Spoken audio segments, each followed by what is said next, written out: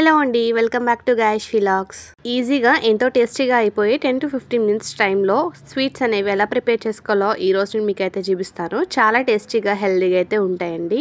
ముందుగా date peanuts role sweet అనేది ఎలా చేసుకోవాలో చూపిస్తాను. ఈ డేట్ పీనట్స్ రోల్ అనేవి చాలా తక్కువ ఇంగ్రీడియంట్స్తో అయిపోతుంది. అలానే టేస్ట్ కూడా చాలా బాగుంటుంది, హెల్తీగా కూడా ఉంటుంది. ముందుగా ఖర్జూరాన్ని హాట్ వాటర్లో ఒక 5 to 10 మినిట్స్ పాటు నానబెట్టండి. ఇప్పుడు ఖర్జూరాన్ని వాటర్లో నుంచి అయితే సపరేట్ చేసుకోండి. వాటికి ఉన్న సీడ్స్ అయితే రిమూవ్ చేసుకోండి. ఇప్పుడు మిక్సీ జార్ అయితే తీసుకోండి. ఖర్జూరాన్ని అలానే వేయించి పొట్టు తీసిన పల్లీలను అయితే యాడ్ చేసుకోండి.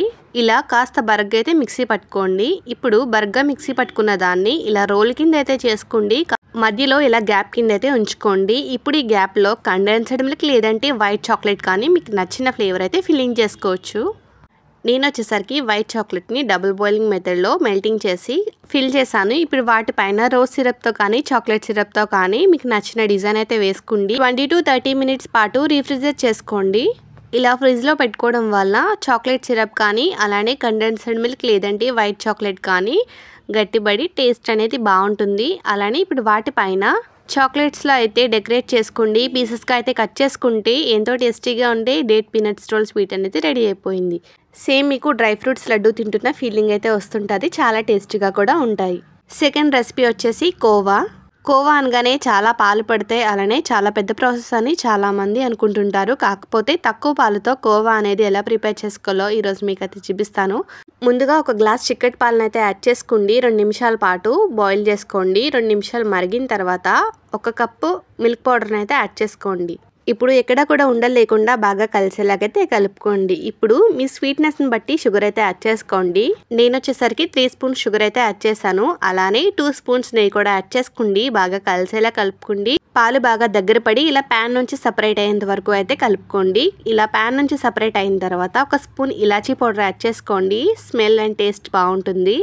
ఇలా బాగా దగ్గర పడిన కోవాని ఒక 30 మినిట్స్ పాటు రీఫ్రిజరేట్ చేసుకోండి. ఇలా ఫ్రిడ్జ్లో పెట్టుకోవడం వల్ల కోవా అనేది గట్టి పడుతుంది. అలానే చేతికి కూడా అంటుకోకుండా ఉంటుంది. ఇప్పుడు 20 నిమిషాలు అయిన తర్వాత ఫ్రిడ్జ్లో నుంచి అయితే ఇలా కోవాని బయటకు తీసుకోండి. మీకు నచ్చిన షేప్లో అయితే చేసుకోండి.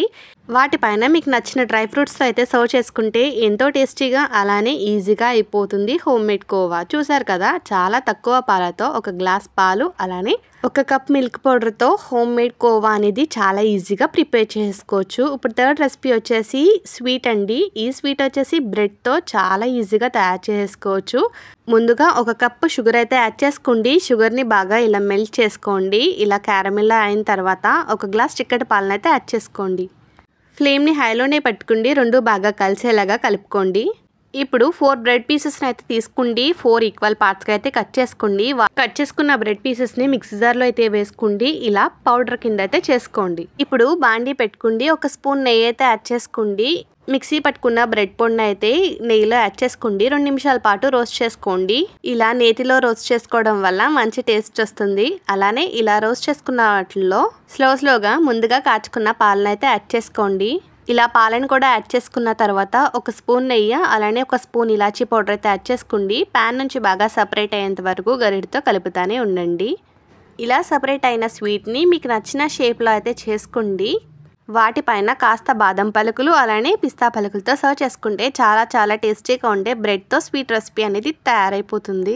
స్వీట్స్ అనగానే చాలామంది శ్రమ పడిపోతూ ఉంటారు. అలా కాకుండా చాలా టేస్టీగా ఈజీగా ఈ 3 స్వీట్స్ కూడా రెడీ అయిపోతాయి. తప్పకుండా ఈ 3 స్వీట్స్ కూడా తయారు చేసుకుని మీకు ఏది బాగా నచ్చిందో కమెంట్ చేయండి. అలానే మీకు నచ్చిన స్వీట్ని కామెంట్ బాక్స్లో అయితే షేర్ చేసి లైక్ చేయడం మాత్రం మర్చిపోకండి. మరెన్నో టేస్టీ అండ్ ఈజీ రెసిపీస్ కోసం తప్పకుండా గాష్ వ్లాగ్స్ని అయితే సబ్స్క్రైబ్ చేసుకోండి. అలానే మీ ఫ్రెండ్స్ అండ్ ఫ్యామిలీ మెంబర్స్కి కూడా షేర్ చేయండి. See you in the next vlog.